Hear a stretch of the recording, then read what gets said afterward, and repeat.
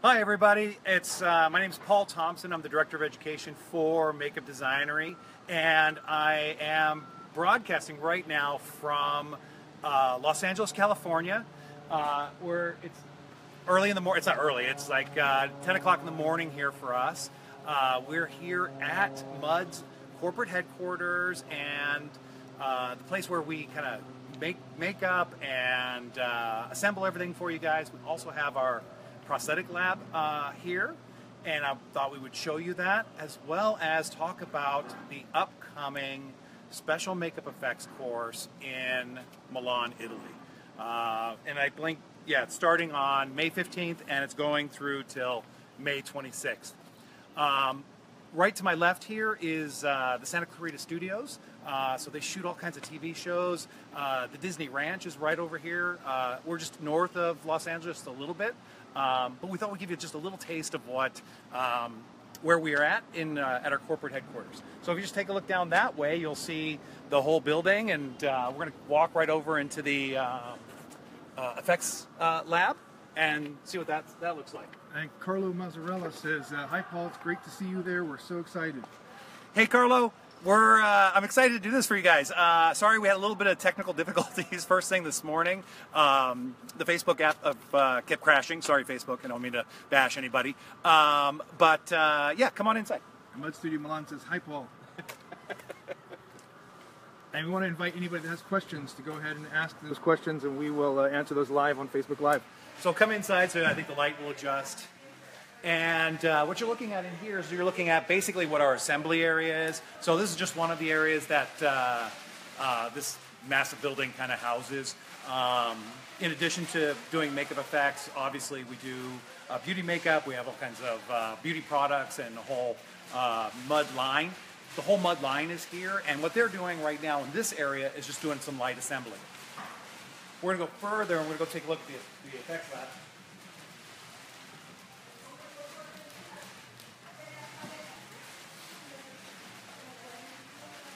Jasmine says, "Amazing." Hi, Jasmine. I miss you. So I'm going to see you in just a couple of weeks here. So right behind me here, basically we just got done with Monsterpalooza. We got done with IMATS in New York City. So we have all this stuff coming back to the shop right at the moment. Just kind of give you some insight into what some of the things that we do and some of the things that we've done. We're going to come right in here where we're actually making prosthetics now. And we're partially making this stuff for you guys, as well as some of the other classes that are coming up in the very near future. So right here, what I thought, well, first of all, let's talk a little bit about the class. Carlo asked me to do this, this live thing with you guys. So as Carlo just suggested, please feel free to ask questions. I'm going to stay live as long as you guys have questions, and talk about the class, talk about what you guys, what we're going to be doing there in Italy. First and foremost, probably should give you some insight into why am I coming out, what's happening out there in Italy. So first and foremost, you're going to have two teachers. Both Vanya and myself will be in the class. Vanya's going to actually start the class, and about halfway through the class I'm going to be joining in and working with her and you guys on prosthetics, and doing a kind of a dual teaching environment. So you're going to have the benefit of both Vanya and I at the class. Vanya is this amazing artist, and you guys are going to have such a great time with her, and I'm so excited to come into that class and see what they're actually going to be doing, some of the effects and the injuries that she's going to be teaching. And then when we get into the prosthetic section, we're going to go and really explore what some of the things that you guys can create with the different types of prosthetics. And one thing I'd like to show you here at the table, we just set up a couple of things. First and foremost, we're going to be teaching you guys, 4 different styles of prosthetic appliances. So right off the bat, we're going to be talking about gelatin appliances, and we're actually going to look at some molds here and in just a minute. But this is a gelatin appliance here. And with the gelatin appliances, we're going to be teaching you how to color them, and I mean that's going to apply to all of them. But foam gelatin is a really great product, especially if you want to just create prosthetics right out of your home. You know, it's easy to do. It's pretty simple to run. We're also going to be covering how to apply foam latex appliances. You know, how do we go about doing that? We have actually, you know, come over here to this display here. We actually have, you know, a ton of different types of prosthetics that you guys will be applying. We have a different, you know, we make prosthetics for a whole host of projects as well as student projects, and then of course for classes. So coming back over to the table, we're also doing prosthetic transfer appliances.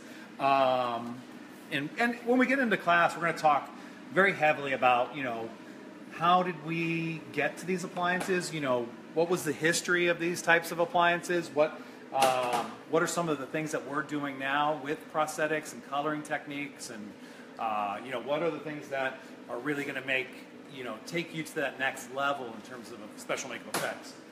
The last appliance I want to kind of show you here is, these are silicone gel filled appliances. So these are the ones that we're going to be wrapping up the class with. They feel so real. They apply so beautifully, and you're going to find that, you know, a prosthetic appliance like this, when done correctly, looks, you know, it looks really great in person.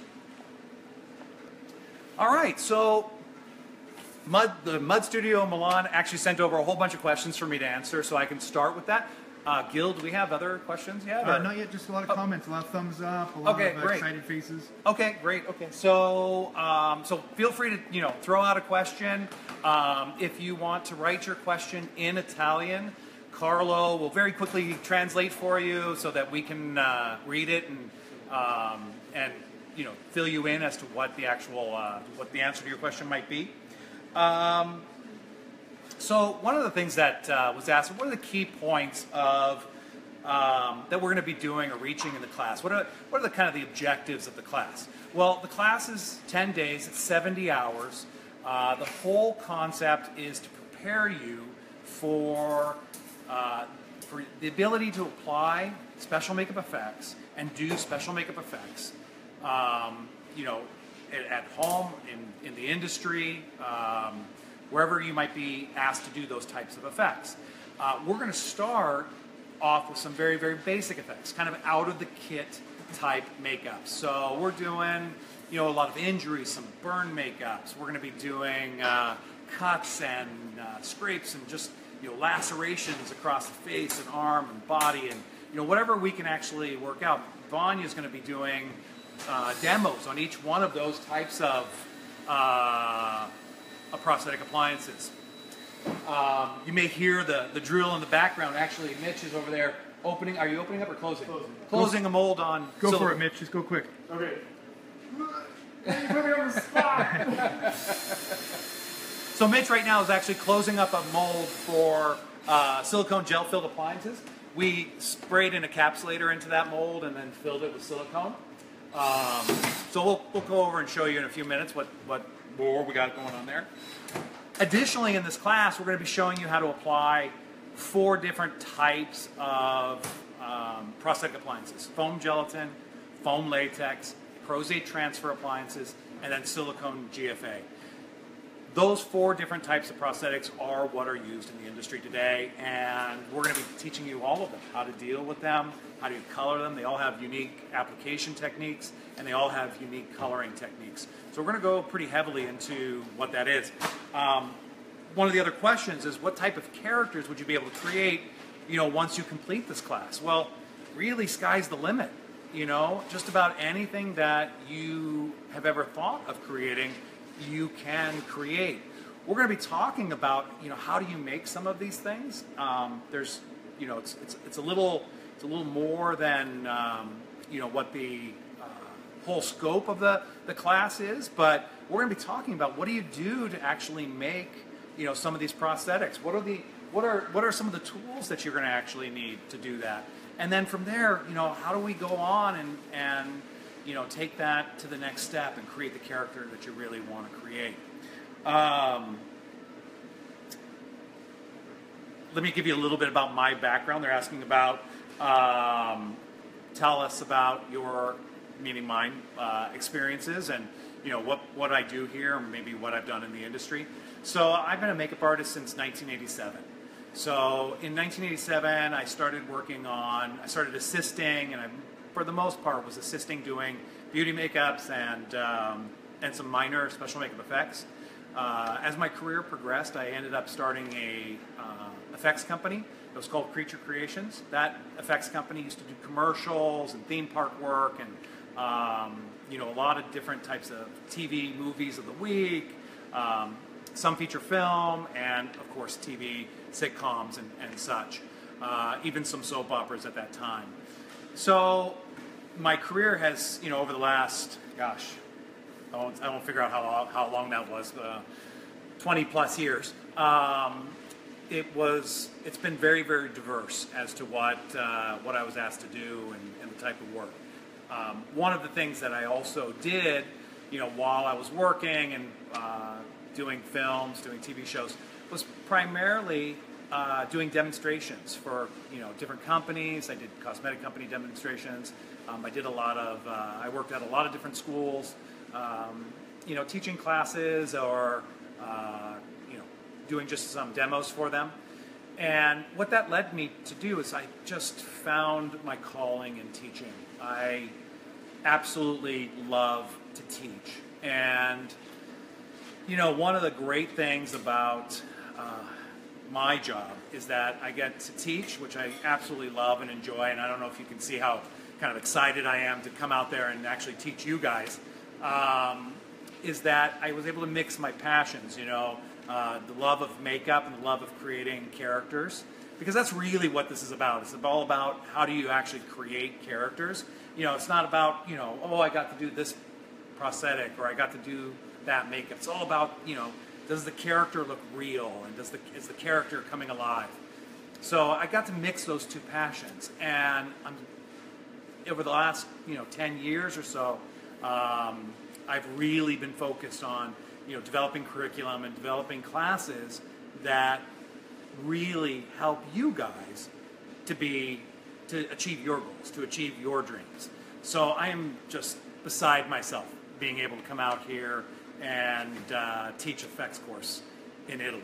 I mean, just it's kind of a great dream of mine to come true, to come out there and actually do a class there. So I'm super excited.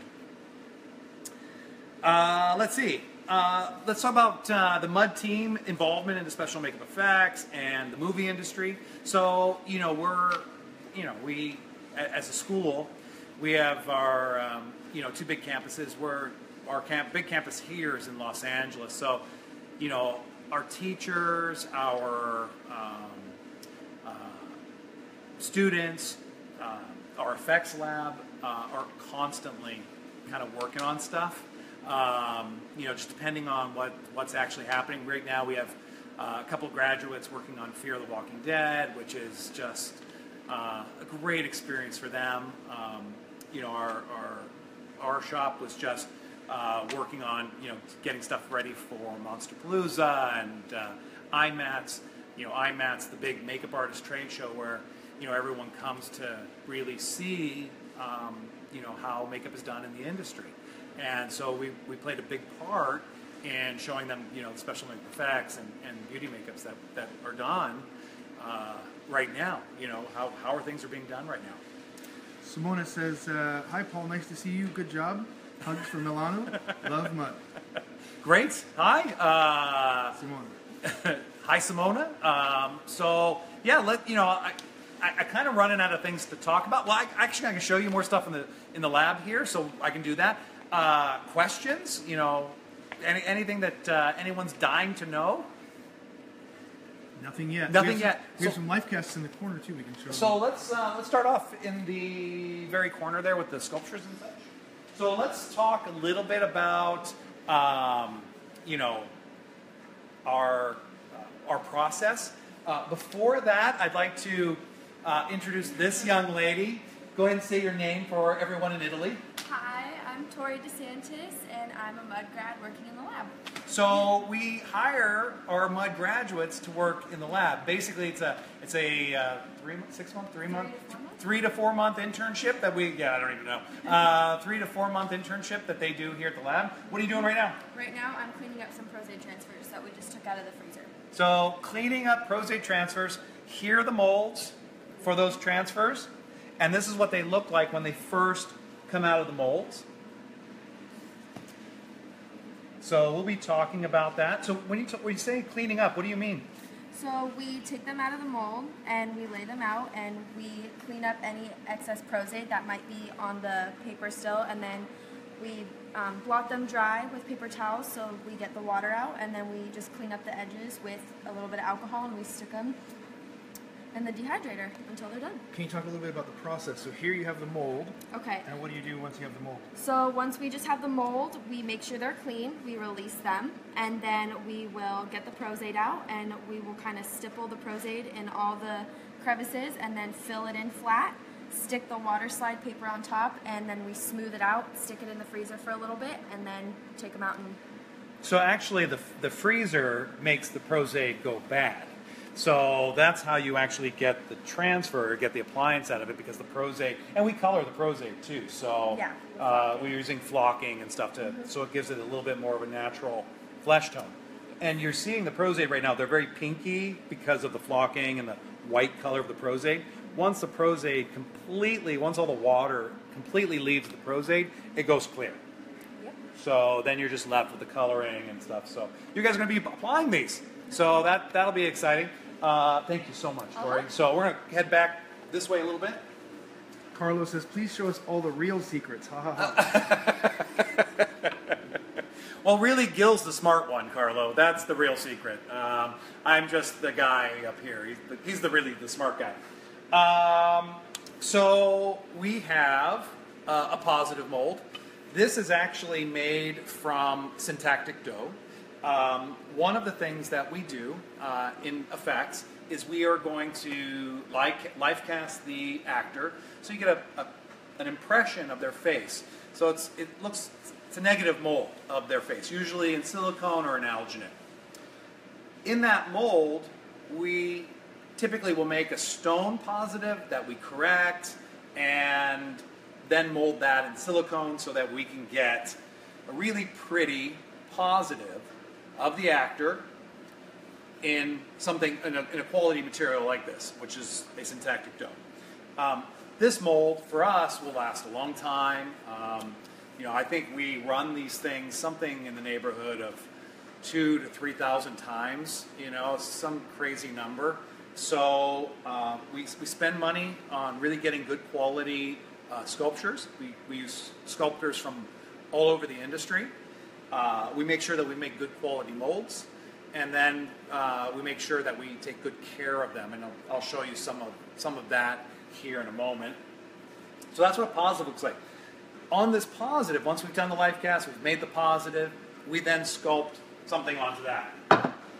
So I'm going to carefully lift up this. This is actually a sculpture. What you're seeing is it's the same type of positive, it's a little different shape, a little different color, and the sculpture itself, the green part, is sculpted by a makeup artist, one of our sculptors. They could potentially be sculpted by a very talented student. This one, do we know who sculpted this one? That's Chad Washam. This one's Chad Washam. Okay, so Chad Washam. Chad did special effects out in Belgium just recently, or about a year ago or so. And Chad did the sculpture on this particular face cast. And basically, he has made, and we're going to be using this one for a foam latex appliance. The reason why I know it's for a foam latex appliance is just because of the size of the prosthetic, the thickness of the prosthetic. You have to take that into consideration, and that's something we're going to be covering in the class. What are the considerations that you are going to think about when you're making a prosthetic appliance, and what are some of the limitations of each one of the materials. So depending on the material you're going to use, depending on what you're looking for in the finished result, will heavily make you decide as to which way the sculpture is going to go. The lighter color around the sculpture is also clay, and this is what we call flashing. So this is this allows the mold to be made so that there are only a few touch points all around the appliance. So you can see wherever there's green clay, we're leaving a little bit of area for what's going to happen is a negative mold will be made over this, and that negative mold will touch the positive all the way around that sculpture. Viviana says, I love special effects ever since Mrs. Doubtfire. Ever since Mrs. Doubtfire. So this doesn't quite look like Mrs. Doubtfire. However, this is exactly how Mrs. Doubtfire was done. The difference between Mrs. Doubtfire and, say, this prosthetic appliance, and you can see that the chin is actually a separate, the lower lip and the chin are a separate appliance, and you have the upper piece. In Mrs. Doubtfire, there were, I believe, 8 or 9 different prosthetic appliances used. So what would have happened is they would have sculpted the Mrs. Doubtfire makeup, and then from there, there's a process called floating that allows you to remove the sculpture from that positive and transfer it to smaller negative molds. So something like, so here's a chin, for example. So the chin from that could then potentially be transferred to this chin and then molded separately. So each one of those prosthetic appliances that was made for Mrs. Doubtfire had these smaller molds, and the appliances were all transferred to the smaller molds and then blended individually and then molded. And if you see over Paul's shoulder, you see the lots of blue molds in the background. All those blue molds are for all different pieces of the face, so we can make many different pieces from the floating process. So here's a forehead. The blue part is silicone. The outside part is a epoxy resin. So, and you'll notice there's blocks of wood here so that we can set it right on the table so that it can be upright while we're working on it. What you're looking at, I think it's this one, isn't it? Looks like it. Nope. Nope. Close enough, though. This one right here underneath. Is that one? Right there. So this one hasn't been cleaned up yet, but so this piece was made inside this mold. So what happens is we make the mold inside of there, and then once we're done with it, we slowly remove that, and we have the cast, and we can make another one just like it, actually. It's probably easier to see when you... Yeah, when they see the positive and the negative. Yeah, together. It's good. No, it looks good. Because this looks like a positive when it's It does, but nothing once in you there. see Yeah. the two of them come apart, it makes it make a lot more sense, I think. Okay, so, and then if I was doing just, I think this is a chin. Looks like a chin. Yeah. Looks like a chin. So this is just a chin mold. And lips. Yep, and lips, upper lip as well. And then we have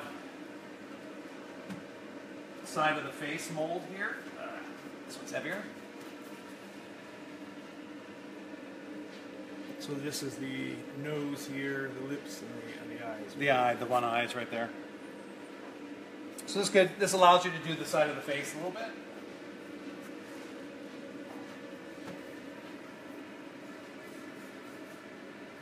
Okay. Okay. So getting back to our, so we saw the sculpture. We talked about that, and then we have negative molds. Probably. Well, here. What's this guy?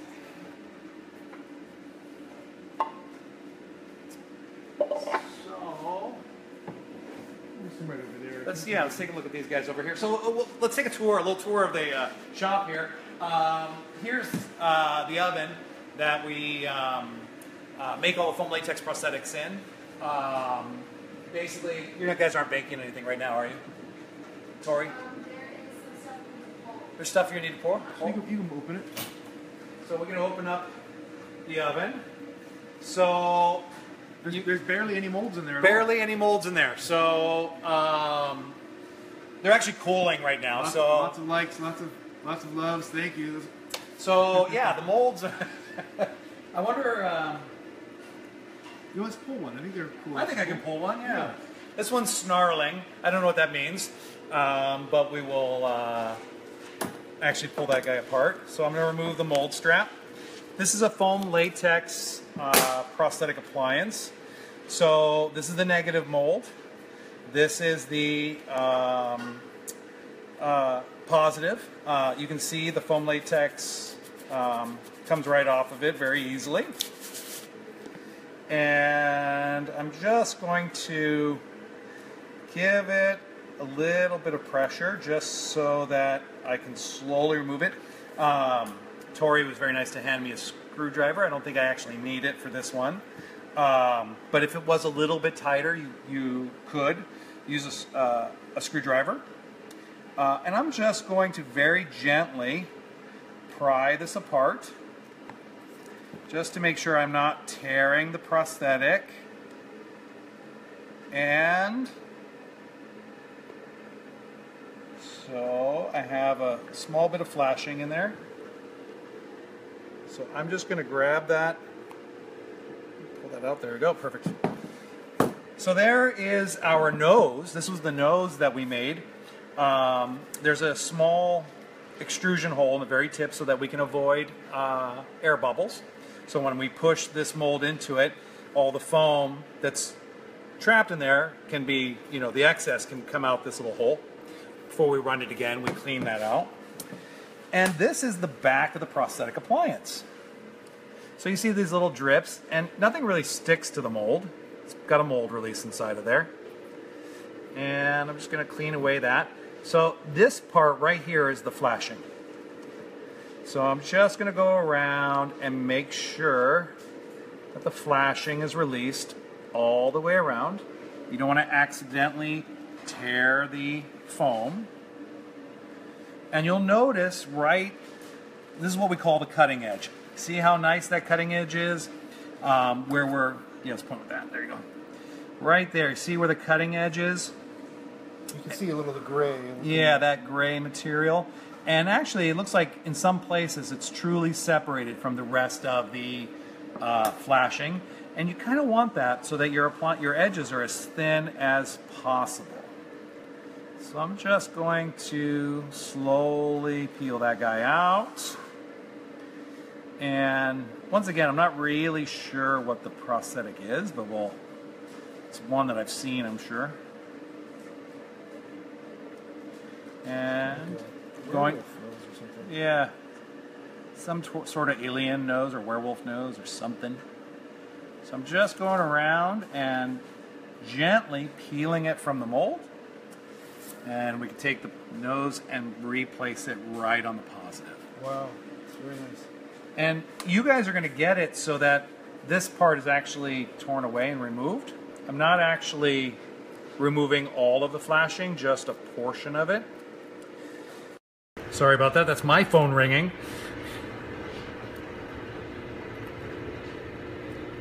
And we'll tear that away. Jasmine says beautiful. And again, everybody, if there's anything else you specifically want to see or ask questions, please do. Paul will be here as long as we need to be to answer all your questions fully. So that's one of the foam latex appliances you're going to get. I think the foam latex ones we're going to put in the kit for you guys are going to be a little bit larger than this one, but this gives you a nice example. Obviously, there's a lot of molds to look at. There's a lot of molds that we're running at one time. So let's talk a little bit about the negative process. This is a silicone mold here. Buddy's full? No? Just tight. Just tight. So we talked about the positive, that one facial the silicone the silicone mold that you saw, the half face. This is what it looks like in a positive. And then we did a sculpture on this, and that sculpture was then molded. And we can kind of see what that cheek looks like. It says it's a retro alien cheek. You might have seen, you know what? This is the cheek from the magazine, right? Yep. So we did a piece in the magazine in Mud Art. It's the Space Girl makeup. Actually, Gil, who's behind the camera right now, did that makeup. So you'll see that coming out very soon in the new makeup, in the new Mud Art magazine. So you guys are getting a look at the molds right now. So that's kind of cool. And basically, when you're filling this mold, whatever you're using to actually fill the mold, this one we use silicone, but the material gets poured into the mold, and then this positive is placed into the mold, and all the excess is kind of extruded out around the edges, and possibly through the center hole that you see right here in the cheek. So you would just simply close it just like that. There's a question in Italian, my poor translation, and Carla will translate. I think it says, how much time does it take you to dedicate to being a good special effects makeup artist? So, Carla, tell me if that's right or wrong. That's a good question, no matter what. So I can start by answering that question. You know, when you want to do... Somebody said, how long does it take to be a good makeup artist in special effects? Okay, good. great, Thank perfect. you. Okay, thank you. So for us, you know, it's all about practice. You know, you'll probably get, if you ask 100 people, you probably get 100 different answers.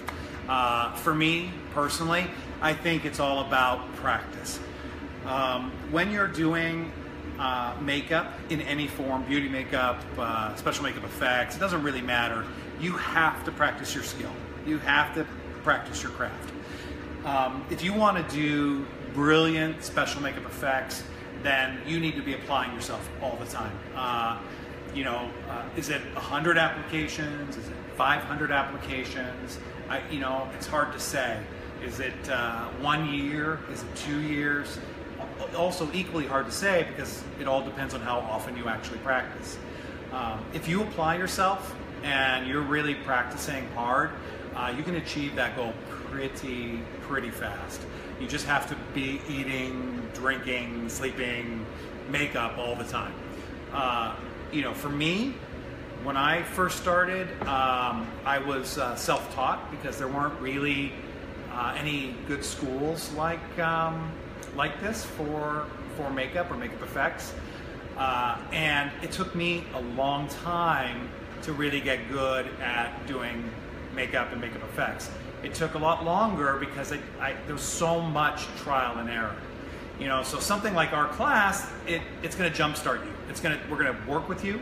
We're going to tell you exactly what you're doing right, exactly what you're doing wrong, and from there we can then, you know, you can then expand and experiment and play. There's so many options from there, but it gives you just a quick head start into the industry.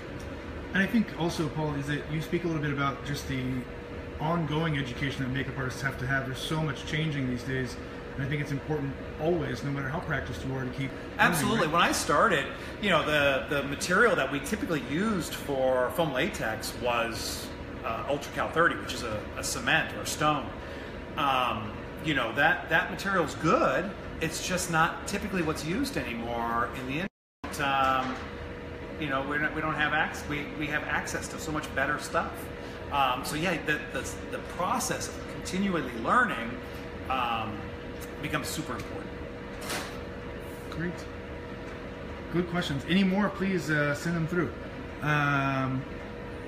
What else do we have here? We have dehydrator down there. Well, right here, these are actually filled silicone molds. This is what Mitch was actually closing up just a few minutes ago. We use syringes to inject. So basically with a silicone GFA appliance, it means gel-filled appliance. What we do is we spray an encapsulator into both halves of the mold. So if I have my mold here, and I'll just open this up real quick again, I would spray with an airbrush encapsulator onto the positive and into the negative. What this does is this allows the prosthetic to have a skin, and it'll be skinned to the edges, and it'll kind of form a little pocket. We then close these molds, and those two skins touch and they stick to each other. So they're now bonded together. But there's this space in between the two prosthetics. We then inject with a syringe into the center of the mold. The material then flows all the way out to the edges of the prosthetic, and basically you get a nice, beautiful silicone gel-filled appliance. And I'm going to grab one real quick, Gil, while I... So, for example, here's an ear that is gel-filled, and what you're seeing is there's a skin right over the top of the ear, but then there's this really squishy material underneath. And what's happening is, when we just kind of push on it, is it really acts and... Probably bend the tip, I think. So yeah, so it really acts like flesh. So you see how it's wrinkling? It's really moving around like, you know, you would really have a real ear move. Obviously, there's a lot of cleanup that happens with something like this, but, you know, for the most part, this, once blended, is going to look absolutely real and feel real and move real. You know, in the ear, it's not so important, but if we have something on the face where the person's performing and acting, you want that movement to be very realistic. And with silicone, you can get that very nice look. Carlo says, how do you prefer to paint that prosthetic? So we cover that in the class. So yeah, we're going to talk heavily in our class that we're doing in Italy. We're going to talk about how do you actually paint this. There's not a simple answer for painting. You know, when you're talking about painting prosthetics, whether it's a silicone or foam latex appliance, there are different techniques and different processes for each one of those. And it's important that you understand the different processes. There's different materials. You know, foam latex, you're going to be using things like Pax paint and rubber mask grease paint, where silicone, because it's much more translucent, we're going to be using things that are more washes, alcohol-based makeups, and potentially some cream-based makeups, you know, very thin, nice washes. In both cases, you could use the airbrush, you can use a brush. You know, there's a variety of techniques that we're going to be covering during those 2 weeks that you can apply to that prosthetic specifically. Great. Do you want to take a look at these gelatin? Oh yeah, let's. I think I could mold one too, right? Yeah. Do you want to take a look at those molds first? And yeah. So let's look at real quick what we have here. So first and foremost, once again, we have another positive mold here. This is a epoxy resin, if you will, and basically this mold, because it's gelatin. You know, we just needed something that we could run over and over and over again. And it's just the nose area because we're just doing a nose. So if you have and I'll put this side by side here so you can kind of see what those two look like together. And basically we pour gelatin. Gelatin is a mixture of, there we go. So here's what the gelatin looks like in mass. And basically, because it is gelatin, I can take this, melt this in the microwave, and it becomes liquidy. And I can pour it right into my mold very easily. And once it cools, it becomes very, you know, pliable and moves around and all of that good stuff. Very hot. So we have, so real quick, we just did that. We just took this and we melted it in the microwave. You can see it's steaming. It's really hot. And does this have mold release in it? Yep. Okay, great. So I'm going to go ahead and pour this one right here. I don't think that we're... Positive. It's this positive, right? Yep. Okay, so I have a chip brush in my hand so then I can make sure I get all the air bubbles out and make sure that I get any material out. And basically I'm just very quickly, can you guys see that? Yep, that's great. So we can just pour that right into the nose. And I'm just gonna fill the nose a little bit and I'm gonna brush it up onto the rest of my area, making sure that I'm getting a good amount of coverage out of the mold. Just throw that in there, and I take my positive, come back, gelatin, and I just gently press, and the rest of the gelatin kind of extrudes out of the mold. You can kind of see it in between the mold there. It's hot, so don't touch it. Yeah, don't touch it. It's very, very warm. Your hand is okay. So I'm just going to apply pressure to my mold. I'm going to take my brush out of the gelatin as well, just so it doesn't solidify in the gelatin. And then how long do you let those sit for? You know, typically we let them sit for at least 30 minutes. You know, there's usually no rush. If this piece doesn't come out, no problem. I throw it right back in the bucket. I remelt it down, do this process all over again. Fantastic. So that's this guy. Over here, okay, so this, and I should have mentioned that, this is the actual mold release that we used for these things. And it's just spray-on mold release. It allows us to actually take out the gelatin pretty quick. All right, so I have two, I think these are both filled, right? Yeah. So we're gonna open this one right here.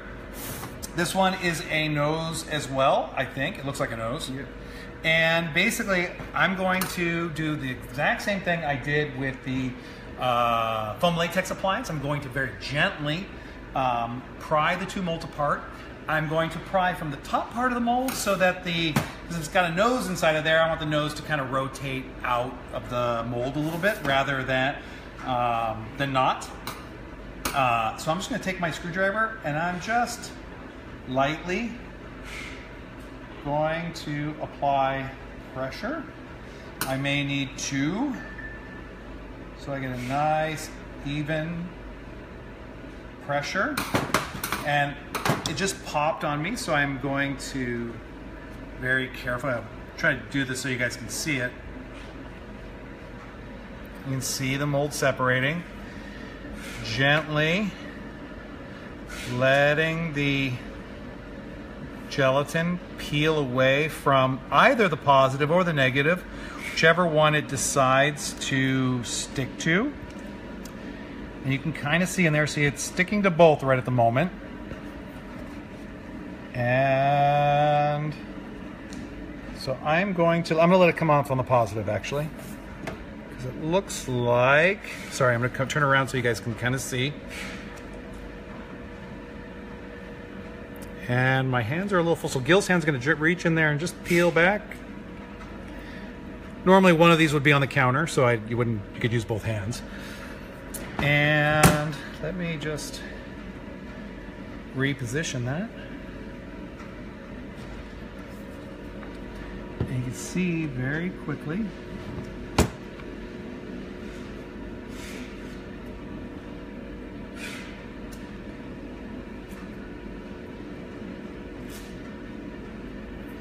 what that gelatin looks like.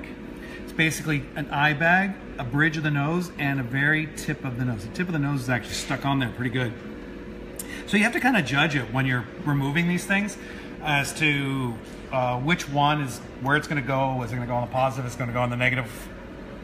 So we, in this case, we chose to make sure it stayed on the positive because of that tip there. Carlos says, okay guys, it seems that beauty makeup is for children compared to all this. Beauty makeup is way harder than this. So this gives you an idea of what the gelatin appliance looks like. Over here on our right next to me, you can see what Tori's doing. She's actually taking the Prosade cream and buttering it right into the molds. She then takes and places the sheet of plastic. There's the plastic right here that we use. It's clear, but yeah. Yep, there's a, we just lay that right on top of the mold. And then we use, paint scraper to just work out all the bubbles. You can see how all of the Prosade was extruded from around the piece. Oh, you're gonna do it right now, perfect. Okay, so let's take a quick look. You can see how she... Plastic on there right now. They can't see the... Yeah, there's plastic right there, so nothing's sticking to it.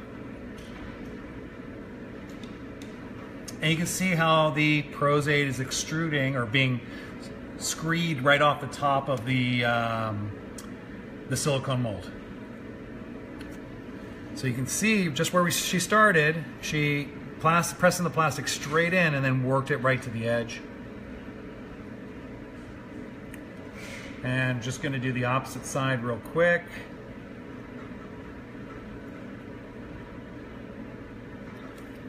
Awesome, Tori. Beautiful. So there we have the beginnings of making a prostate transfer appliances. So I hope you kind of liked our little tour, our little explanation. Again, I have to say that I'm super excited to do this class for you guys, and I'm really hoping to meet a lot of you.